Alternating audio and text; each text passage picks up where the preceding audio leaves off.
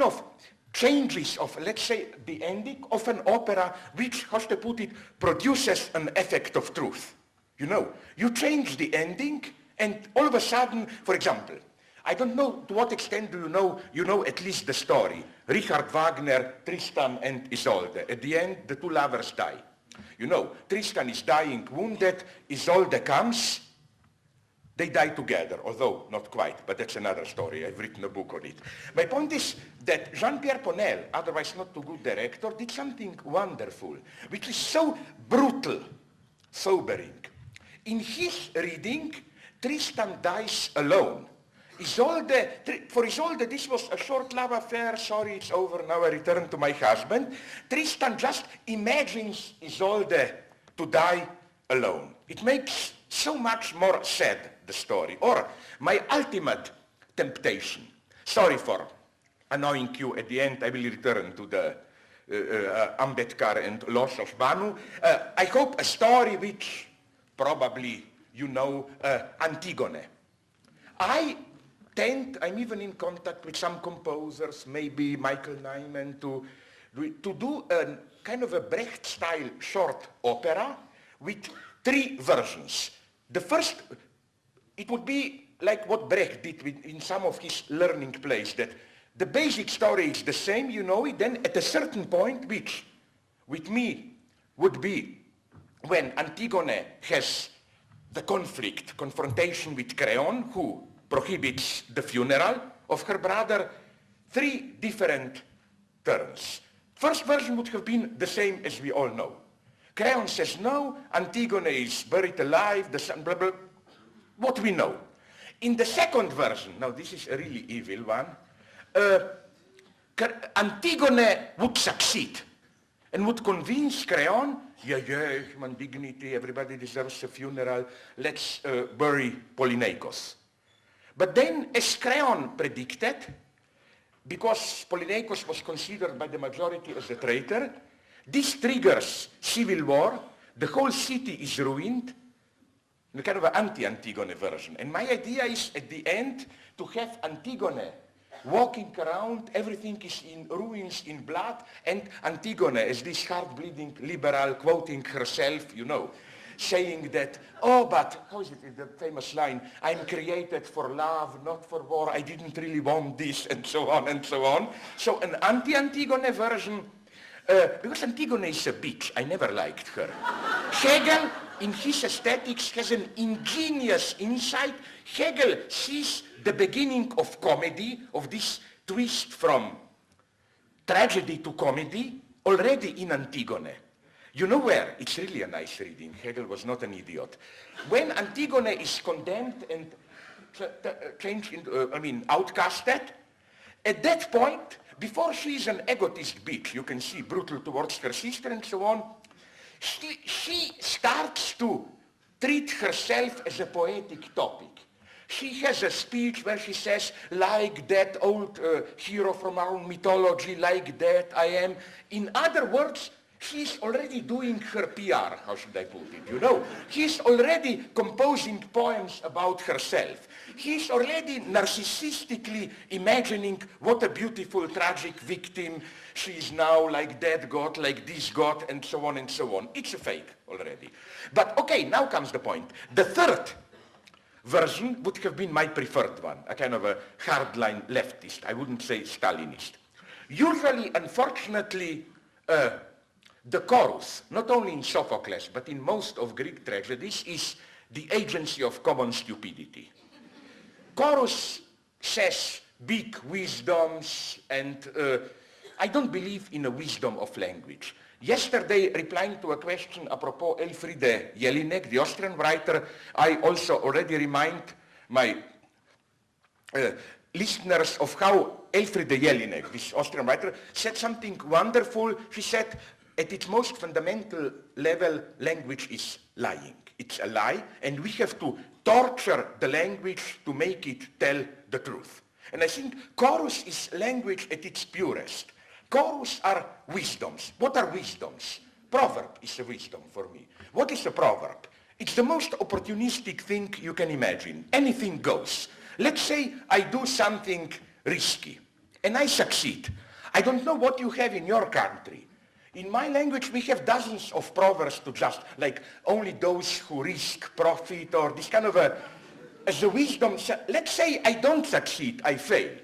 We again have dozens of, like, for example, a nice vulgarity. We have, our standard vulgar version is something like, we put it in much more brutal terms, you cannot urinate against the wind. No, like, don't go so far. You know, this is wisdom. So my dream of Antigone would have been to change the role of the chorus into, okay, to cut a long story short so that we don't lose too much time. When the two are struggling, bury not Antigone and Creon, chorus constitutes itself as a democratic committee of the city, arrests both of them, and establishing a kind of a popular dictatorship. You know, this would be my Antigone, my God. No, I mean, no. None of those. You are just fighting with each other, bourgeois, and I'm very radical here. My other dream is, admitted this is pretty crazy, but this is a mega experiment. I don't have, I don't know, $500 million at least to do this, and permission, to reshoot Star Wars by rehabilitating the Emperor and Darth Vader. What if we say that all that Jedi and so on, these are reactionary, particular feudalists and so on, and the Emperor and Darth Vader are the progressive centralists who want equality, wash away all this, I will ironically use it, this kind of caste different systems, you know, this Princess Amidala, Naboo here, all that. Maybe they are the progressives. Maybe we should change the entire perspective here. But okay,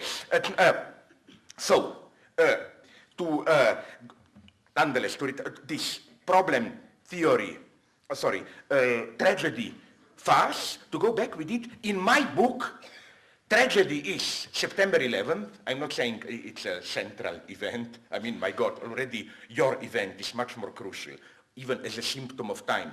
By your event, I mean Bhopal, no? And I don't know if you agree, but many people were unmasked there. Sorry if I offend some of you. I always followed Christopher Hitchens' missionary position. I never had any respect for Mother Teresa. And I read how, you know, the very next morning, she was there in Bhopal, saying, don't blame anyone, it was God's will, and so on, no? She was, for me, the lowest of these, how should I put it, paid, corrupted ideologists. Absolutely no respect for her. Okay, so let's say tragedy and farce is the financial crisis of the last year. But now I would like to take another approach and to use the same farce, financial crisis, and another tragedy, which is not a single tragedy, but tragedy of looming ecological catastrophe. This is maybe the best way to begin. You know that a month ago, I think it was a month ago, there was this big conference of all leaders of the great powers in Copenhagen to find a way to confront ecology. And the key to, if you want to get a simple signal of where do we stand, compare that response to ecological threat with the response to financial crisis. You know, we have all these other crises. We have ecology, we have poverty, we have millions dying because of illness. Everybody knows that the whole problem of AIDS in Africa, more or less, could be solved. Some doctors even told me the number, about $10 billion. Now you will say this is a lot. Yeah, but it's nothing compared to what was immediately spent for the financial crisis. You see the paradox. We all know we can all die, life can be changed. And I'm not an ecological fundamentalist. I think those who claim, but we cannot be sure, is it sun, man, and so on, I mean, who is causing things, problems, they are right, but this for me makes the situation even more tragic, you know, namely the fact that the situation is non-transparent. We really don't know. That's the tragic moment of, this is more genuinely tragic, of humanity. This logic of hamartia, you know, like you do something and then you have to confront consequences of which you were not aware. For example, I have friends in China, half dissidents, who told me that, that's what they told me, I'm not a scientist to judge it, that there is a kind of agreement in Chinese community of scientists, geologists and so on, that you remember the big earthquake there, when was it, 2 years ago or where, that it was basically man-made. How? They claim that, because they know the fault lines deep into the earth, that, you know, these big three gorges, they're building, these new gigantic lakes created are precisely above the area of these key, how to call it, breaks beneath in the earth. And they put such a strong addition